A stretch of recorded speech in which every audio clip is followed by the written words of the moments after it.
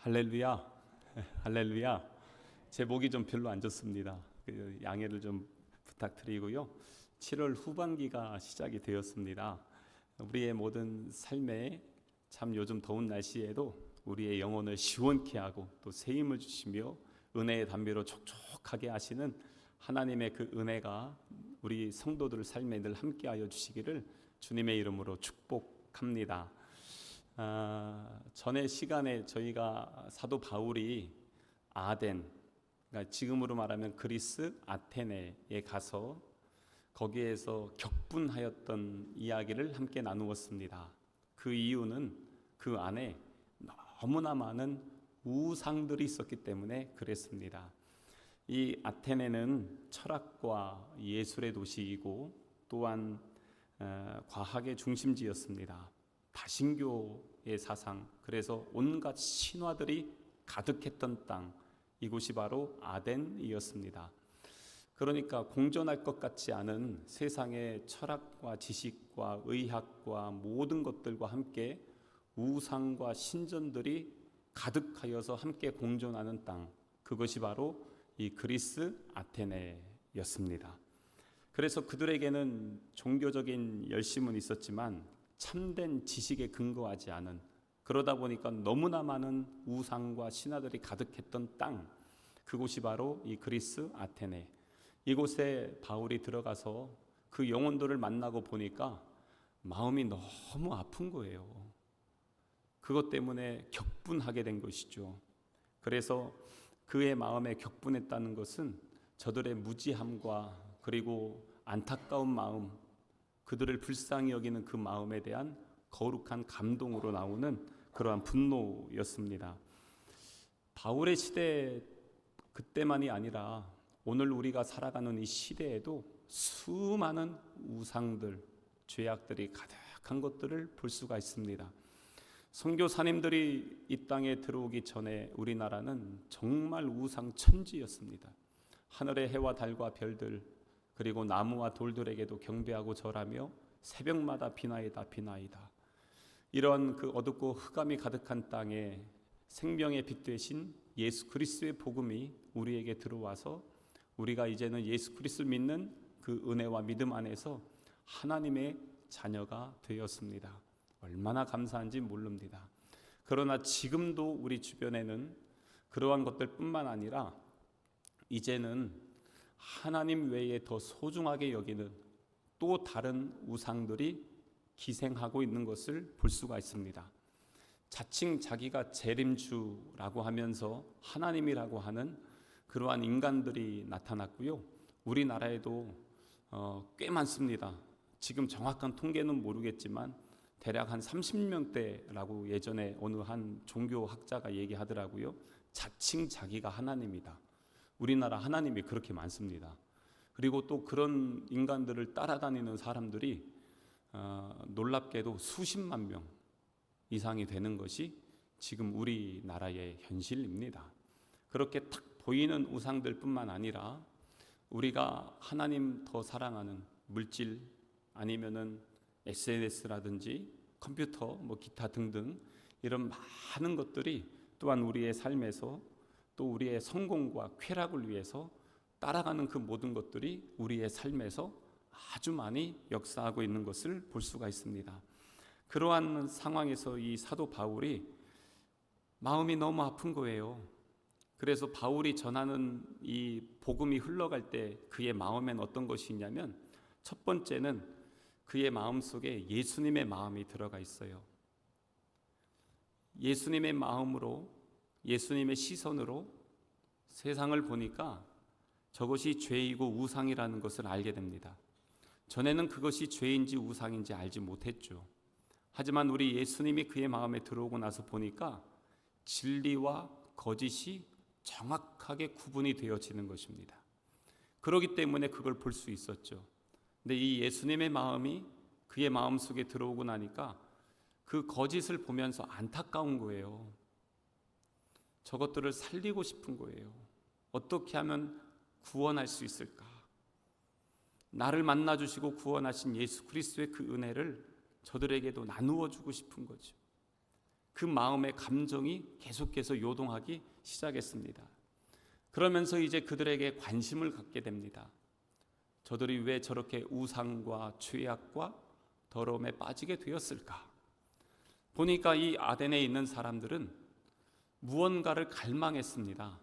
그렇기 때문에 너무나도 많은 우상들을 만들어냈습니다.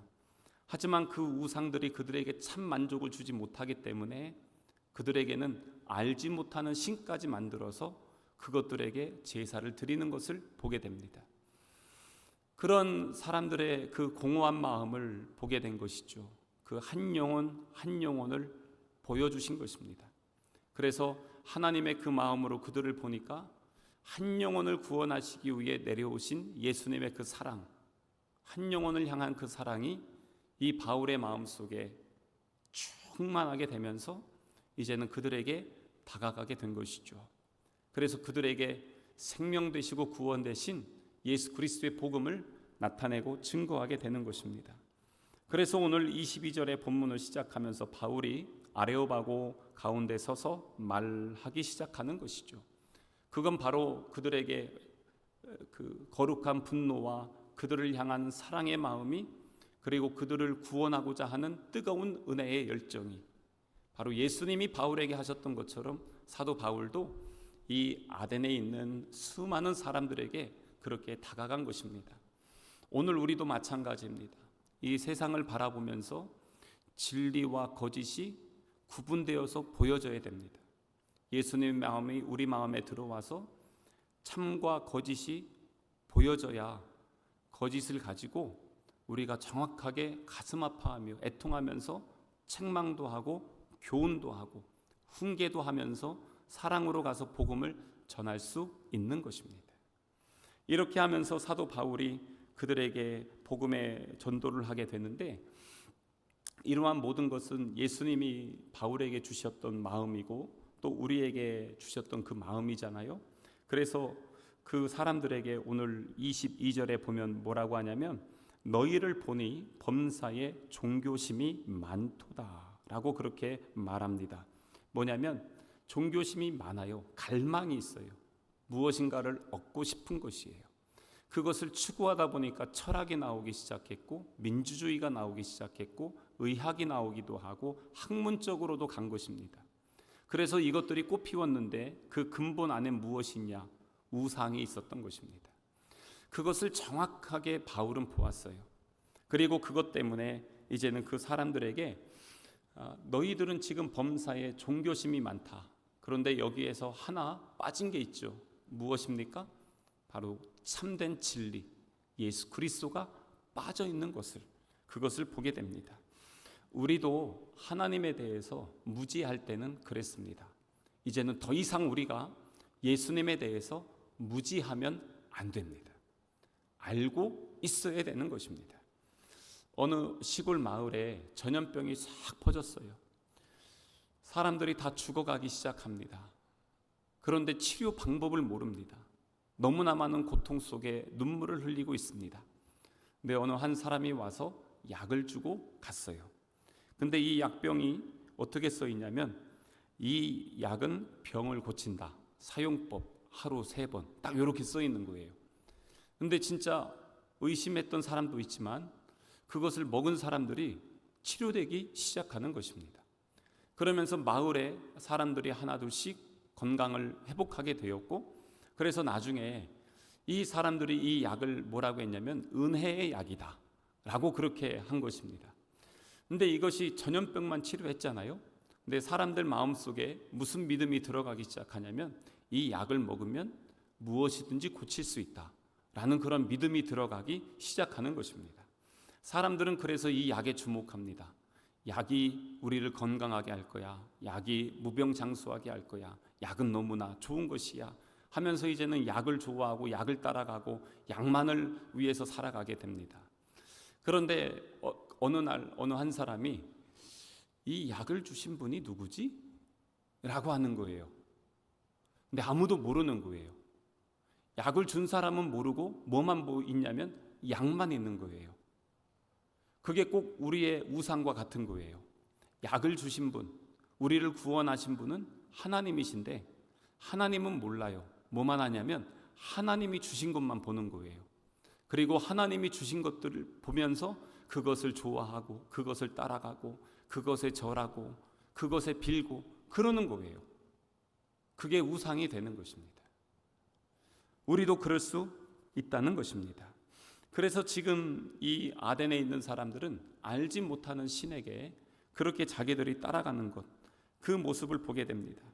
범사에 종교심이 많기 때문에 23절에 내가 두루 다니며 너희가 위하는 것들을 보다가 알지 못하는 신에게라고 새긴 단도 보았으니 그런즉 너희가 알지 못하고 위하는 그것을 내가 너희에게 알게 하리라. 그러면서 정확하게 너희들이 지금 모르고 있는 그것, 알지 못하고 있는 그것, 약이 아니라 약을 주신 분, 그분이 누구인지를 내가 너희들에게 정확하게 보여주겠다라고 그렇게 얘기합니다.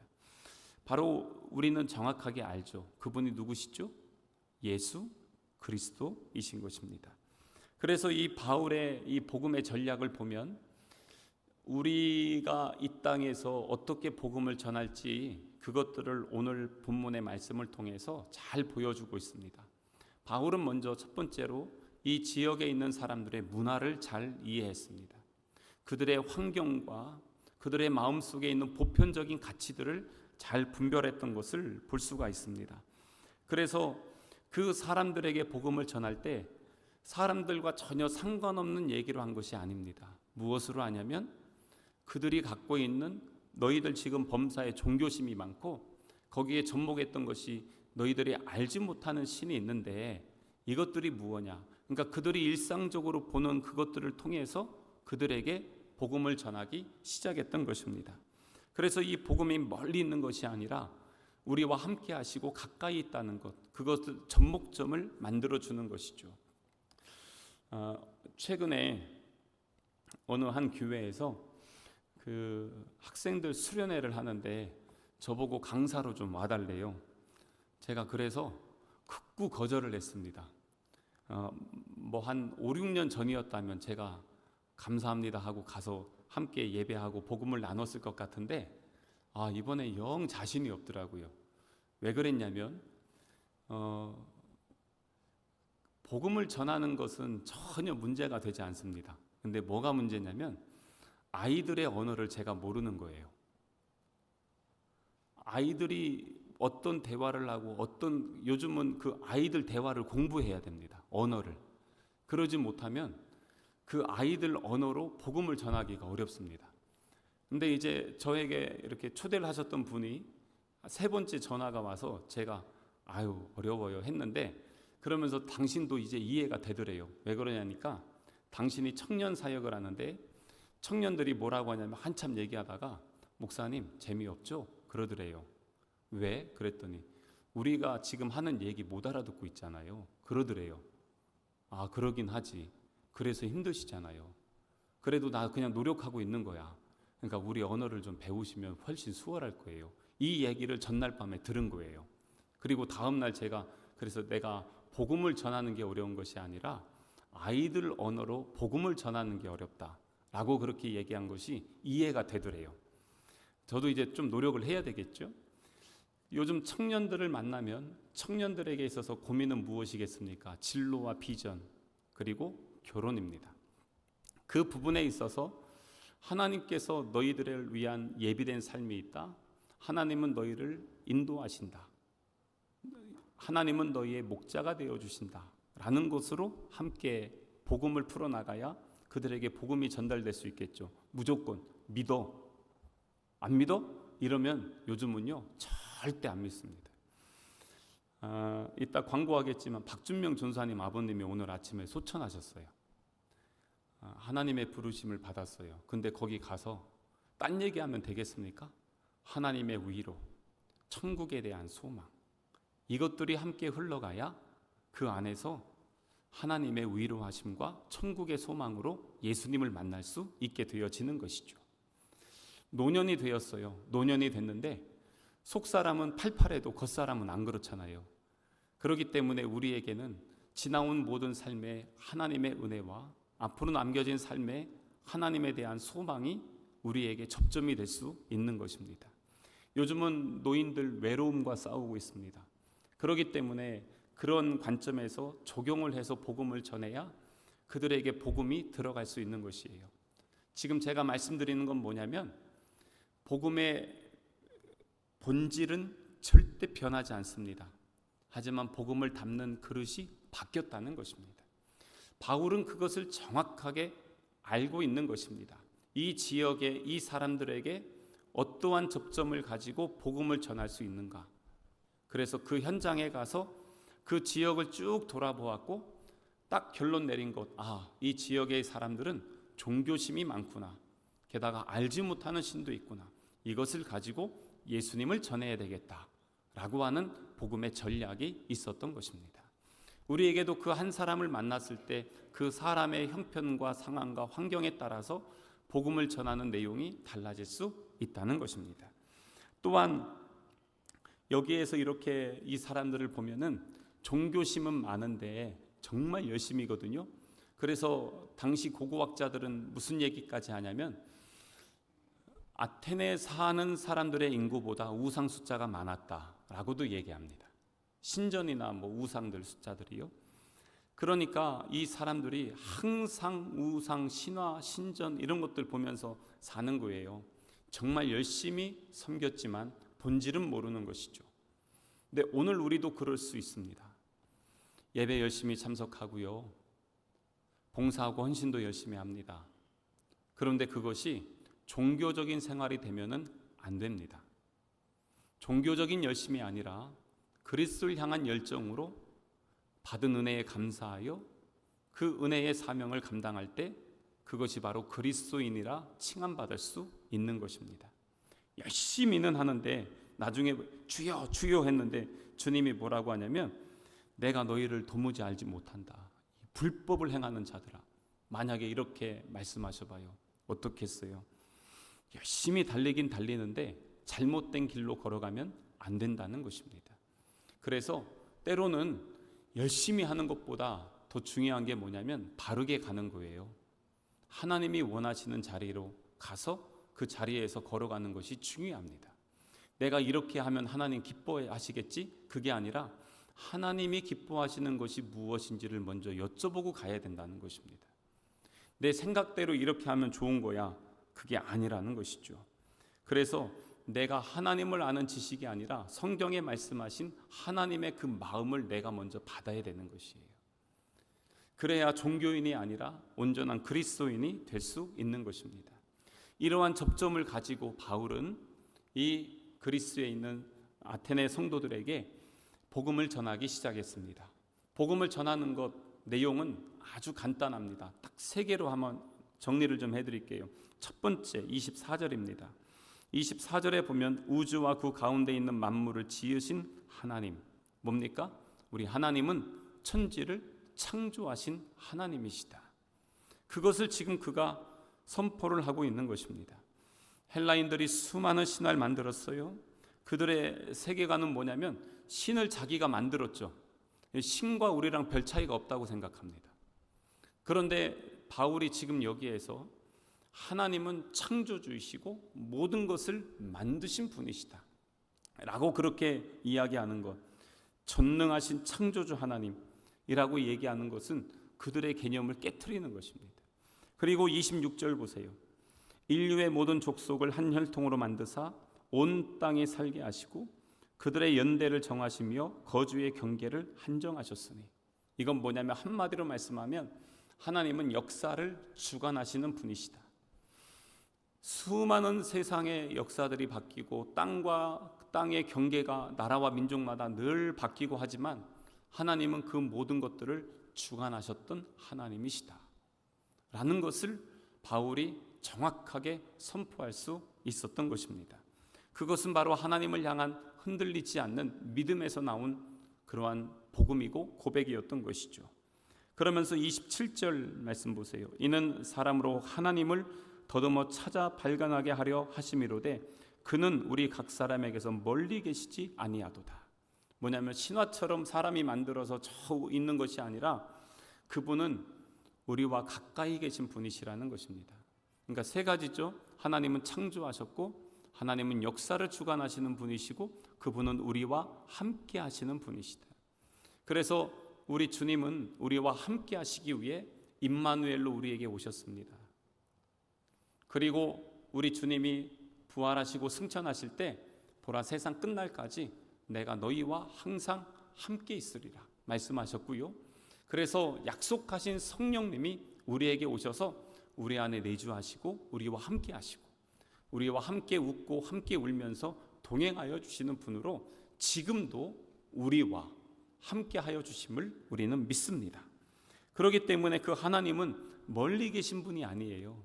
여러분 기도할 때 저 멀리 우주에 계신 하나님께 기도하는 게 아니라 내 안에 계신 주님, 나와 함께 하시는 주님과 대화하는 것입니다. 그 나와 함께 하시고 나를 인도하시는 주님과 함께 살아가는 것입니다. 그게 바로 우리의 신앙 생활인 것이에요. 그래서 그 하나님 앞에 정확하게 하나님을 알아야 이 하나님을 통해서 참인지 거짓인지가 드러나요. 그래서 이것 외에 다른 것은 우상입니다. 이것 외에 다른 것은 따라가면 안 되는 것입니다. 하나님은 우리의 창조주이시고 역사를 주관하시며 우리의 삶도 주관하시는 분, 그러면서 지금도 우리와 함께 하시는 아버지 하나님이십니다. 그것을 지금 이 바울은 그리스도 아테네에서 아레오바고 광장에서 그 앞에 서면 파르테논 신전부터 해서 수많은 신전과 우상들이 가득하거든요. 그게 다 보입니다. 언덕 위에서 그 자리에서 진리의 본체 되시는 예수 그리스도를 당당하게 선포하는 것입니다. 우리는 어떻습니까? 우리 안에 우상들이 보이지 않습니까? 바울이 수많은 우상 앞에서 복음을 외쳤듯이 지금 우리가 복음을 듣고 있는 이 시간에도 우리 안에 수많은 우상들이 있을 수 있습니다. 하나님보다 더 사랑하는 돈이 있을 수 있고 명예가 있을 수 있습니다. 어떤 사람들은 하루 종일 SNS 막 뭐 올리고 막 하더라고요. 편안한 삶을 위해서, 아니면은 사람들의 명예 칭찬을 위해서 살아가는 그 어떤 것들이 우리에게 우상이 될 수 있다는 것입니다. 그래서 하나님보다 우선하면 안 된다는 것이에요. 하나님이 내 삶의 최고의 자리, 최고봉에 올라가 계셔야 된다는 것, 그게 바로 복음의 가장 본질로 나아가는 것입니다. 그래서 이 복음을 전한 이 바울은 이제는 여기 있는 이 성도들에게 이제는 권면을 합니다. 그게 30절입니다. 30절 보세요. 알지 못하던 시대에는 하나님이 간과하셨거니와 이제는 어디든지 사람에게 다 명하사 회개하라 하셨으니, 하나님이 간과하셨다는 것은 뭐냐면 오래 참고 기다려 주셨다는 것입니다. 너희들 지금 이렇게 하고 있지만 하나님이 기다려 주시고 있었다는 것 아니야? 하나님은 지금도 우리를 구원하시고자 기다리고 참고 계시는 분이시다. 그러면서 이제 두 번째 그 30절 뒤에 보니까 뭐라고 나와 있어요? 바로 회개하라는 것입니다. 다 명하사 회개하라. 회개는 무엇이냐면 돌이키라는 것입니다. 이거는 권면이 아니라 명령입니다. 예수님도 세례 요한도 이 땅에 와서 첫 번째 선포했던 복음은 회개입니다. 지금도 우리는 회개해야 됩니다. 날마다 회개해야 됩니다. 여러분 축복받고 싶고 평안하고 싶고 잘되고 싶고 범사에 형통하고 싶죠. 근데 그걸 하기 위해서 먼저 우리 죄를 회개해야 됩니다. 그러지 않으면 그 다음 단계에 나아갈 수가 없습니다. 복음은 회개로부터 시작합니다. 회개한 심령 가운데 하나님께서 은혜를 베풀어 주십니다. 하나님의 자녀라 칭함을 얻게 하시고요, 하나님의 놀라운 은혜와 사랑을 부어주시기 시작합니다. 그래서 복음은 축복에서 시작하는 게 아니라 회개에서 시작합니다. 그렇기 때문에 바울은 이 자리에서도 돌이켜라, 우상을 섬기는 죄에서 돌이키고 그 헛된 사상과 철학, 인간의 이성과 지성에서 돌이켜라, 복음 앞에 서라, 하나님 앞에 서라. 그게 바로 바울이 선포한 복음이었던 것입니다. 그러면서 이제 그 세 번째가 31절이에요. 알지 못하던 이제 이는 정하신 사람으로 하여금 천하를 공의로 심판한 날을 작정하시고 이에 그를 죽인 자 가운데서 다시 살리신 것으로 모든 사람에게 믿을 만한 증거를 주셨다. 이게 뭐냐면 회개하지 않으면 하나님의 심판이 임할 것이다. 심판이 다가오고 있다. 그 증거가 무엇이냐? 예수 그리스도이시다. 예수님은 다시 오신다. 그분은 부활하시고 승천하셨지만 이제는 다시 오실 주, 재림주이지만 심판의 주로 오시는 것입니다. 믿는 자에게는 영광의 날이지만 믿지 않는 자들에게는 심판의 날. 그래서 지금 이 헛된 우상과 신화에 살고 있는 이 사람들에게 지금 하나님이 심판의 주로 오시기 때문에 너희들은 복음을 듣고 믿고 회개하고 그리고 하나님의 자녀가 되라. 지금 그것을 바울은 외치고 있습니다. 근데 그게 저들에게만 들려야 될 음성이겠어요? 아닙니다. 날마다 우리가 기억하고 다시 붙잡아야 될 복음인 것입니다. 우리도 회개해야 됩니다. 사도 바울도 날마다 죽는다고 고백했습니다. 무엇입니까? 내 안에 끓는 욕망과 죄악들, 우상들 때문에, 이것 때문에 어찌할 바를 몰라서, 그래서 이걸 하나님 앞에 매일매일 나아가서 주님, 오늘도 나는 예수 그리스도와 함께 십자가에서 죽겠습니다. 그리고 이제 예수 그리스도 안에서 예수 그리스도의 영광 안에 내가 다시 살겠습니다. 그러면서 복음 앞에 서는 것이죠.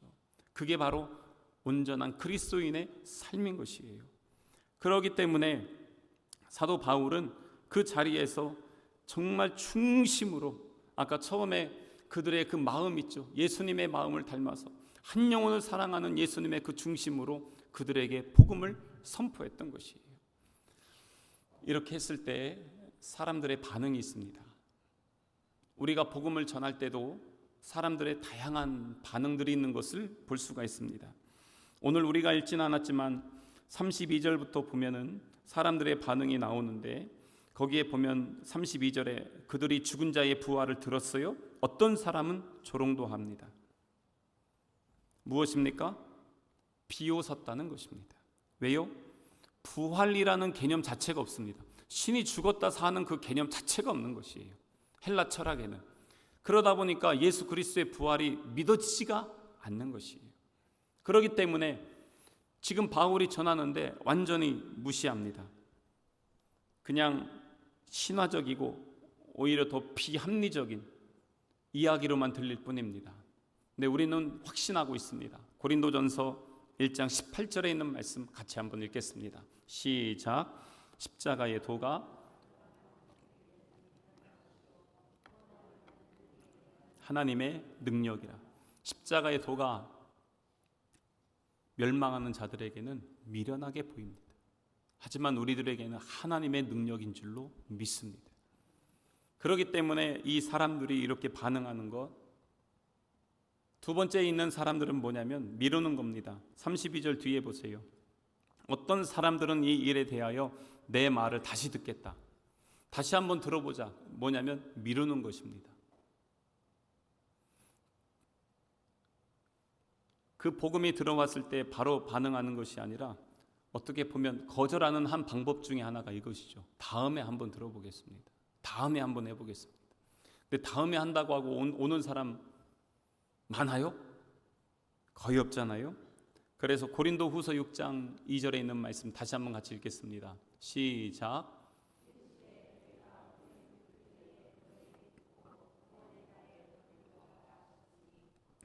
지금은 보라, 지금은 구원의 날이로다. 아멘. 지금은 어떤 때입니까? 은혜 받을 때고 구원 받을 때, 지금입니다. 지금 주님이 부르셨습니다. 지금도 오늘 이 자리에 우리를 불러주셨습니다. 지금 내가 주님 앞에 서야 되는 것입니다. 그런데 그 중에서도 또 믿는 사람이 있었습니다. 34절에 있는 말씀에 보세요. 몇 사람이 그를 가까이하여 믿으니 그 중에는 아레오바고 관리 디오누시오와 다말이라 하는 여자와 또 다른 사람들도 있었더라. 이 디오누시오는 당시 철학자들의 핵심 무대였던 아레오바고의 관리였습니다.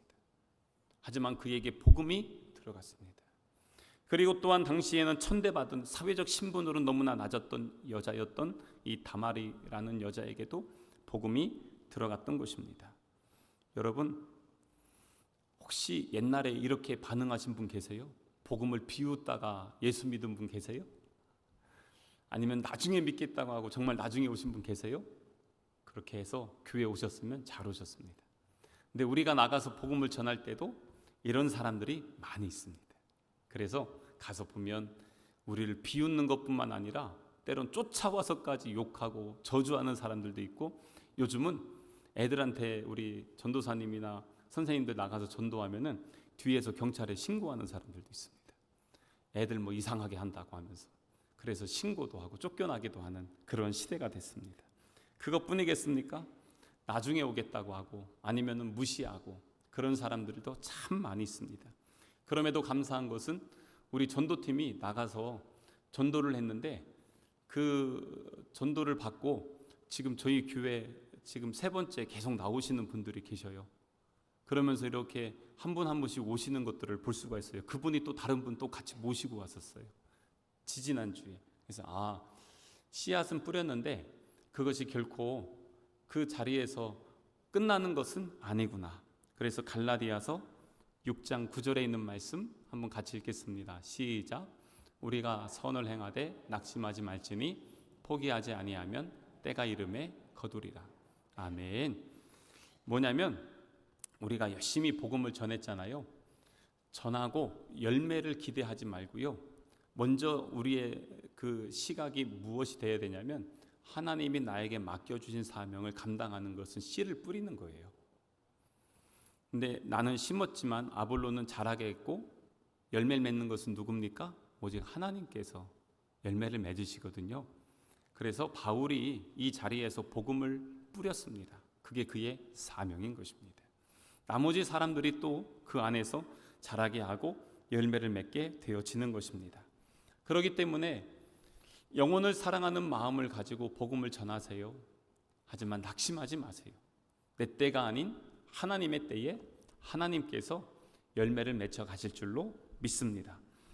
그렇게 하면서 담대히 복음을 전하고 회개함으로 우리 주님 앞에 와서 주님이 우리와 함께 하심을 누리면서 날마다 복음 안에 살고 복음으로 승리하고, 바울이 전했던 복음의 메시지가 나의 믿음이 되고 고백이 되고 삶이 되어서 주님과 동행하는 삶을 살아갈 수 있는 우리 성남 가족 되시기를 주님의 이름으로 축복합니다.